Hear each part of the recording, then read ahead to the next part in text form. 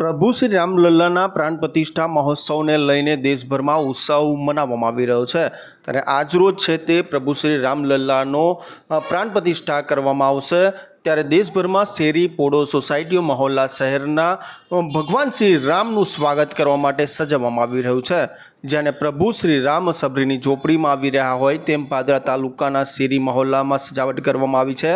પાદરા શહેરના દરજી દ્વારિકાધીશ સોસાયટીમાં અનોખી રીતે રંગોળી તૈયાર કરી અને સજાવટ કરવામાં આવી છે। ખાસ કરીને જે રીતે વાત કરવામાં આવે તો અલગ અલગ પ્રકારની રંગોળી બનાવવામાં આવી છે। ત્યારે ભગવાન શ્રી રામનું સ્વાગત કરવા માટે તૈયારીઓ કરવામાં આવી છે, જેમાં અલગ અલગ પ્રકારની હિન્દુ સંસ્કૃતિ પ્રમાણેની અલગ અલગ રંગોળીઓ તૈયાર કરવામાં આવી છે, જેમાં મહિલાઓએ રાત દિવસ કામ કરતી નજરે પડી હતી। સાથે વાત કરીએ તો આજ રોજ પ્રભુ શ્રી રામના વધામણા કરવામાં આવી રહ્યા છે, ત્યારે દરેક ઘરે દિવાળી જેવો માહોલ જોવા મળી રહ્યો છે। ત્યારે પાદરા શહેરના અલગ અલગ વિસ્તારોમાં પણ છે તે આ જ પ્રકારે છે તે સજાવટો કરવામાં આવી છે। ત્યારે દરજી સોસાયટીની અંદર છે તે મોટી સંખ્યામાં તમામ જે લોકો છે સોસાયટીના રહીશો દ્વારા સાથે મળી અને રંગોળી તૈયાર કરવામાં આવી હતી।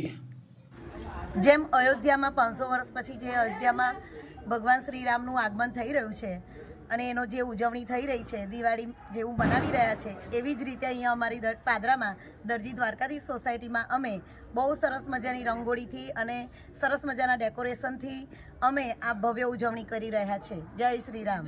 દરજી દ્વારકાધીશ યુવક મંડળ દ્વારા 500 વર્ષ પછી અયોધ્યામાં રામ પાછા પરત આવે છે તે નિમિત્તે આપણે અહીંયા આગળ બી રામ આવે એ રીતનું આયોજન કરેલું છે અને સર્વ પાદરાના ધર્મપ્રેમી જનતાએ એમને અહીં આવકાર આપ્યો છે અને આ દરજી દ્વારકાધીશ યુવક મંડળ દ્વારા આખી સોસાયટીમાં રંગોળી, ફૂલો અને બેનરોથી શણગારી અને દિવાળી જેવો માહોલ કરેલો છે।